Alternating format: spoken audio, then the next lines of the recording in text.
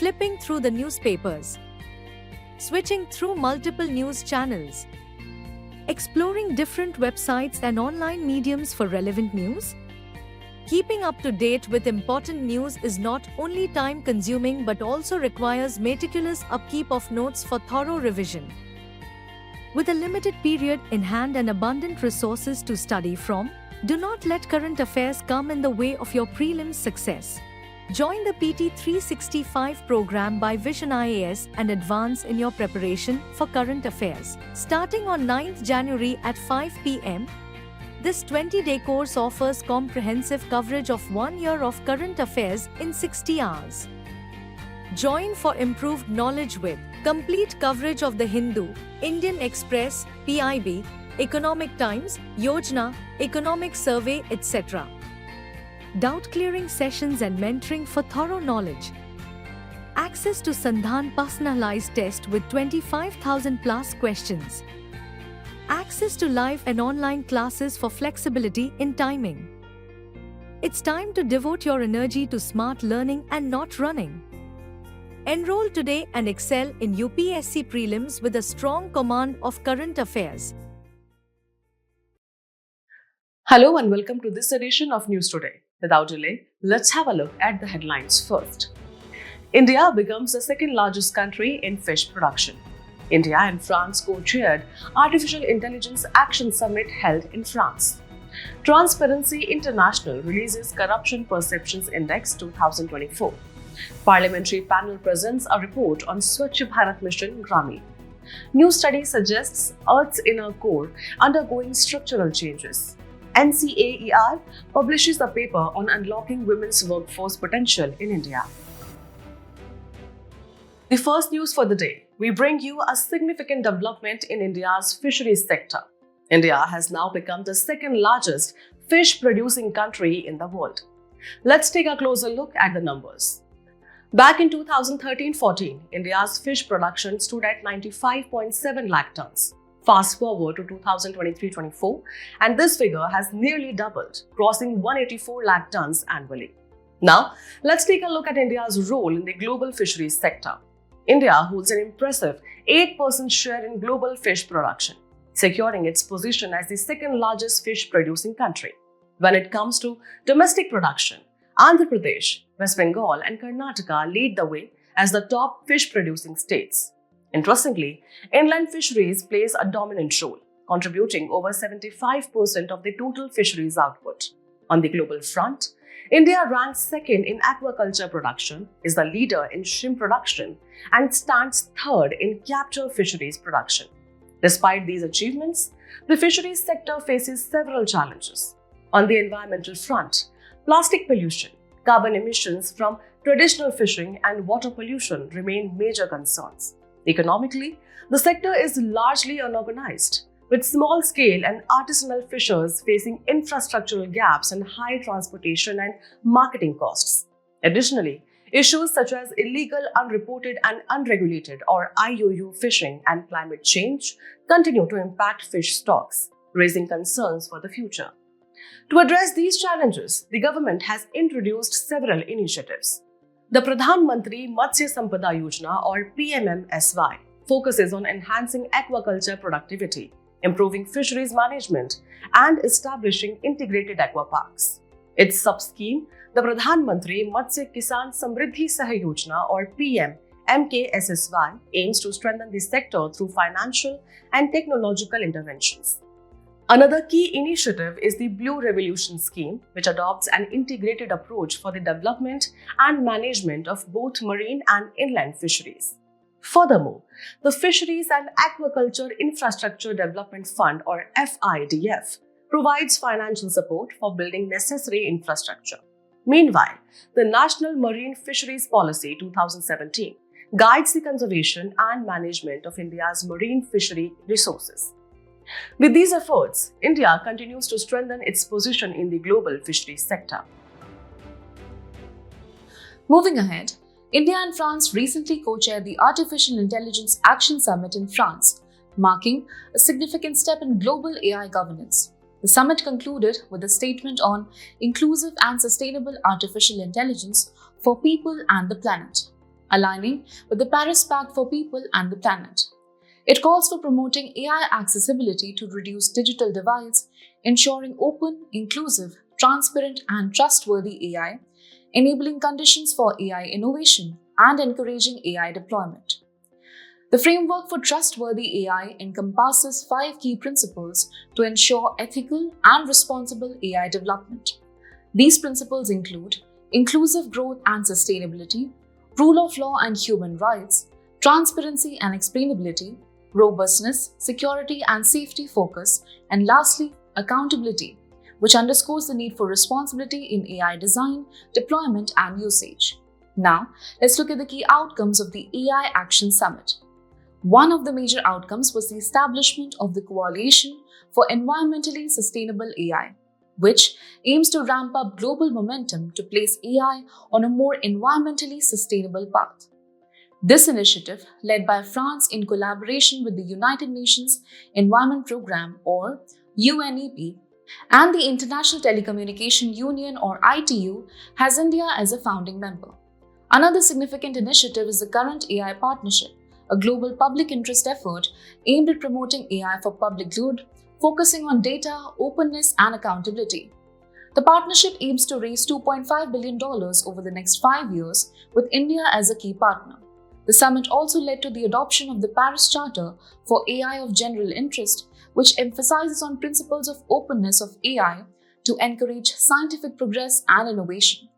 The Charter also highlights the importance of accountability at every stage of AI design, as well as participation and transparency in AI for public interest. India has officially adopted this charter. However, India chose not to endorse the Paris Declaration on maintaining human control in AI-enabled weapon systems, reflecting its cautious approach toward AI in defense applications. And as AI continues to shape the future, India's active participation in these initiatives highlights its commitment to ensuring AI is used responsibly and inclusively. Moving ahead, Transparency International has released the Corruption Perceptions Index or CPI 2024, shedding light on global corruption trends. The index ranks 180 countries and territories based on their perceived level of public sector corruption, using a scale of 0, indicating highly corrupt, to 100, meaning very clean. Now, an important revelation from this year's report. Corruption is making the fight against climate change much harder. The report calls on the international community to address the direct link between corruption and the climate crisis. So, how exactly is corruption affecting climate action? Firstly, it hinders the adoption of ambitious policies by favoring the interests of narrow groups over the common good. Governance structures weaken, law enforcement gets undermined, and transparency in environmental decision-making is compromised. Additionally, there is a major concern over the misuse and diversion of climate funds. Most countries that are highly vulnerable to climate change score below 50 on the CPI, highlighting the risk of funds not reaching those who need them the most. This further deepens the marginalization of vulnerable populations who already suffer disproportionately from climate change. And it doesn't stop there. Corruption also weakens multilateralism. A lack of transparency in climate conferences and the growing influence of fossil fuel lobbyists threaten the effectiveness of global climate action. Moving ahead, let's take a look at some key highlights of the report. A staggering 85% of the world's population lives in countries with CPI scores below 50. India, with a score of 38, has dropped by 1 point from 2023 and now ranks 96th on the list. Among the least corrupt nations, Denmark tops the list, followed by Finland and Singapore. On the other end of the spectrum, the most corrupt countries are South Sudan, Somalia, and Venezuela. To tackle these challenges, the report puts forward several recommendations. First, it emphasizes the need to put integrity at the center of climate efforts. The United Nations Convention Against Corruption provides a crucial framework for this. Second, strengthening anti-corruption bodies and ensuring the protection of environmental defenders is crucial. Next, climate policy making processes must be shielded from undue influence. Mechanisms to detect and manage conflicts of interest should be established. And lastly, citizen engagement needs to be strengthened.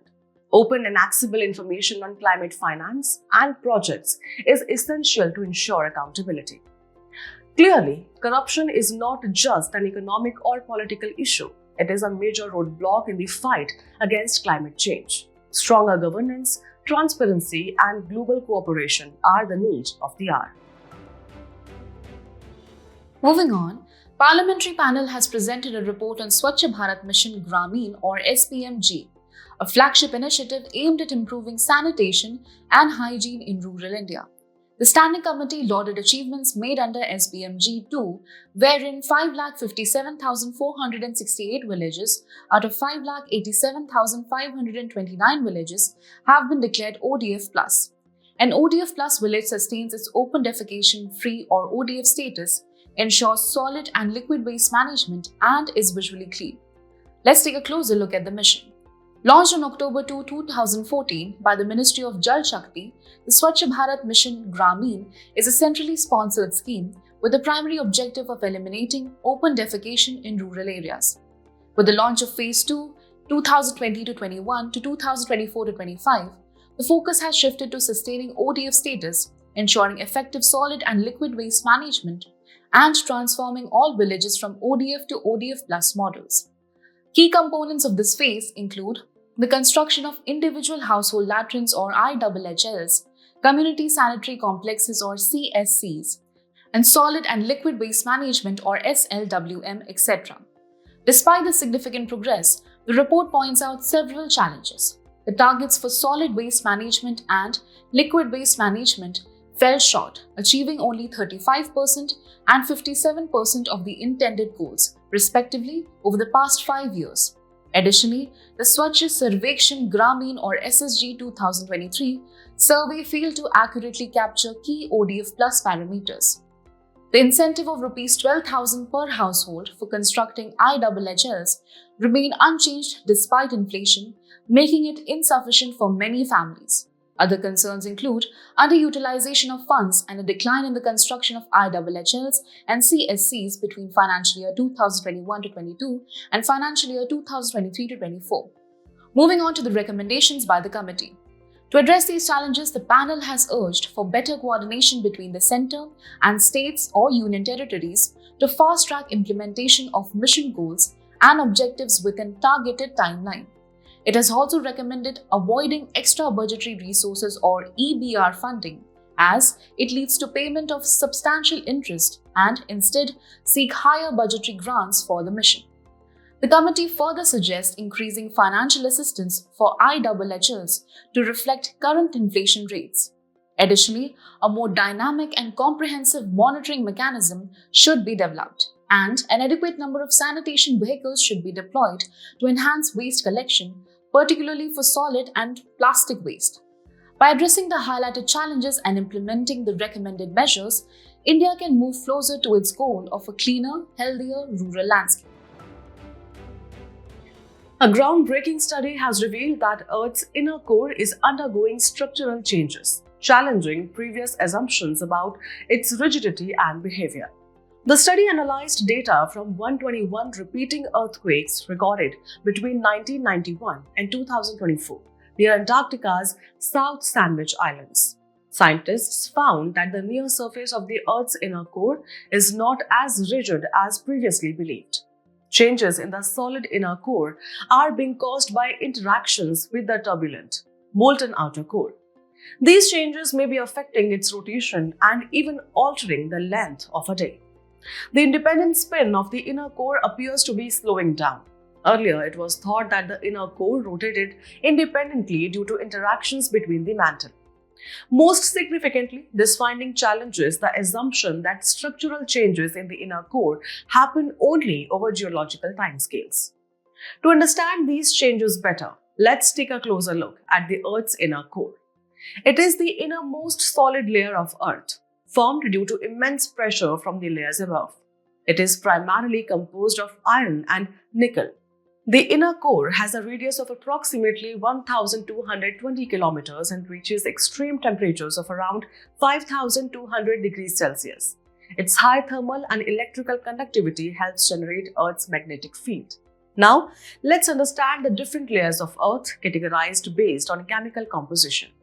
The crust is the outermost layer, ranging from 0 to 100 km in thickness, and is made of solid rock, mainly basalt and granite. Below the crust lies the mantle, extending up to 2,900 km deep, consisting of hot, dense, and iron and magnesium-rich solid rock. The core is the innermost layer, further divided into the liquid outer core and the solid inner core. The outer core, at a depth of approximately 5,100 km, is responsible for generating Earth's magnetic field. The inner core, at a depth of around 6,378 km from the surface, remains solid due to immense pressure. Additionally, based on physical and mechanical properties, the lithosphere comprises the crust and uppermost solid part of the mantle. Below it lies the asthenosphere, a part of the mantle that, despite being solid, behaves like a molten plastic, allowing for the movement of tectonic plates. Moving on, the National Council of Applied Economic Research, or NCAER, has published a crucial paper on unlocking women's labor force potential in India. Paper delves into key barriers to women's labor force participation rate, or LFPR, and provides actionable insights for policymakers to unlock India's untapped female workforce potential. Now, let's take a closer look at the key findings. The paper reveals that India's female labor force participation rate, or FLFPR, currently stands at 37%, significantly lower than the global average of 47% and the Organization for Economic Cooperation and Development, or OECD, average of 67%. The report identifies key barriers contributing to this low participation. One major barrier is unpaid care responsibilities. According to the Time Use in India report 2019, Indian women dedicate more than twice as much time to unpaid care work compared to men.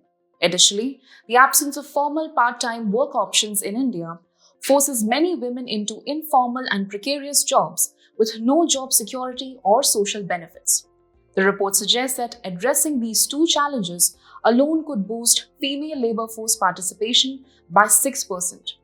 Moving on to policy recommendations, the report suggests formalizing part-time work by setting hourly minimum wages, ensuring job security, and providing access to social security benefits. Public and private investment in care infrastructure, such as affordable childcare and elder care facilities, could also yield benefits for private companies and the macroeconomy. Furthermore, promoting gender equality in caregiving through policies like paid parental leaves for both parents and tax incentives is crucial. Adopting flexible work policies, including remote work and adjustable schedules, can further encourage women's participation. Now, India has already introduced several legislative measures to support women in the workforce. The Maternity Benefit Amendment Act 2017 ensures paid maternity leave, while the Factories Act 1948 permits women to work night shifts. The Equal Remuneration Act 1976 mandates equal pay for both men and women. Additionally, various schemes such as the Skill India Mission, Stand Up India Initiative, and Deen Dayal Antyodaya Yojana National Rural Livelihood Mission, or DAY NRLM, aim to enhance women's employability and financial independence. As India moves towards economic growth, ensuring women's equal participation in the labor market will be a key driver of sustainable development. In today's Personality in News, we turn our attention to Sant Guru Ravidas. Recently, the birth anniversary of Sant Guru Ravidas was celebrated. Born in 14th century in Varanasi, he was a Bhakti saint of the Nirguna Bhakti movement. He emphasized devotion to Nirankar, the formless God, while rejecting temple-based rituals and advocating a life of righteousness through one's livelihood. Let's look at his contributions. A strong proponent of social equality, he actively opposed untouchability and caste discrimination, envisioning an ideal society called Begumpura in his works. A society free from fear, rulers, taxes, caste-based hierarchies, and spatial restrictions. His teachings, deeply rooted in the values of love, unity, and justice, found expression in his devotional songs and poems, many of which are enshrined in the Guru Granth Sahib, leaving a lasting impact on spiritual and social reform movements. As we conclude today's main news, let's have a look at some quick updates.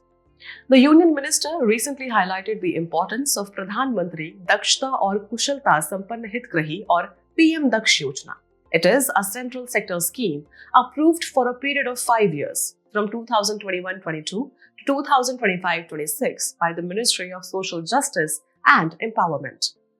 Recently, the Supreme Court dismissed the centre's play to levy service tax on the promotion, marketing, or sale of lottery tickets. It ruled that the power to tax lotteries lies solely with the states. The court upheld the 2012 Sikkim High Court ruling, which was based on the doctrine of fit substance. The Supreme Court stated that there is no fundamental right to claim reservation, as Article 16 Clause 4 and Article 16 Clause 4A of the Constitution are merely enabling provisions. While Article 16 Clause 4 empowers the state to make provisions for the reservation of appointments in favor of any backward class, Article 16 Clause 4A specifically provides for reservations in promotions. The Prime Minister of India met the President of the Republic of Estonia and they welcomed the initiation of ministerial exchanges in the India-Nordic-Baltic format. The India-Nordic-Baltic collaboration is a partnership between India and the Nordic-Baltic 8 or NB8 countries. The Nordic-Baltic 8 or NB8 is an informal, non-institutionalized regional cooperation group. The Ministry of Statistics and Program Implementation held a session on GDKP measurement. GDKP, propounded by Professor Umberto Salpaso of the University of Southern California along with Professor Jeff Cole, is a proposed metric that quantifies the knowledge generated and utilized within an economy. Increasing salinity levels are posing a serious threat to pancha paddy cultivation in Kuttanad, Kerala. The Kuttanad Wetland Agriculture System is a globally important agricultural heritage system or GIAHS, where paddy is cultivated below sea level in land created by draining delta swamps in brackish waters. IIT Madras and ISRO have jointly developed and successfully voted the aerospace quality Shakti-based semiconductor chip IRIS or indigenous RISC-V controller for space applications. The Shakti class of systems is based on RISC-V or Reduced Instruction Set Computer 5, an open source instruction set architecture ISA used for designing custom processors. Engineers in Japan have switched on the world's first hybrid quantum supercomputer called RIMI. The 20-qubit quantum computer RIMI has been integrated into Fugaku, the world's 6th fastest supercomputer. Unlike most quantum computers that use superconducting qubits, RIMI uses trapped ion qubits. Before we sign off, let's challenge your understanding in today's installment of Test Your Learning.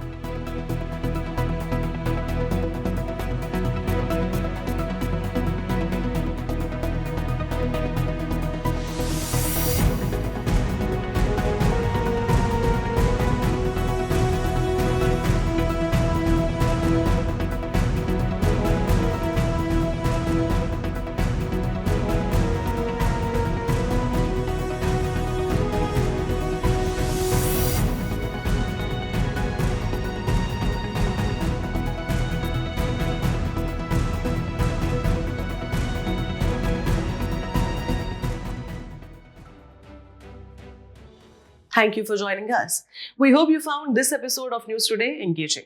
For the solutions to the quiz and to access the PDF version of News Today, remember to visit the provided links in the description below.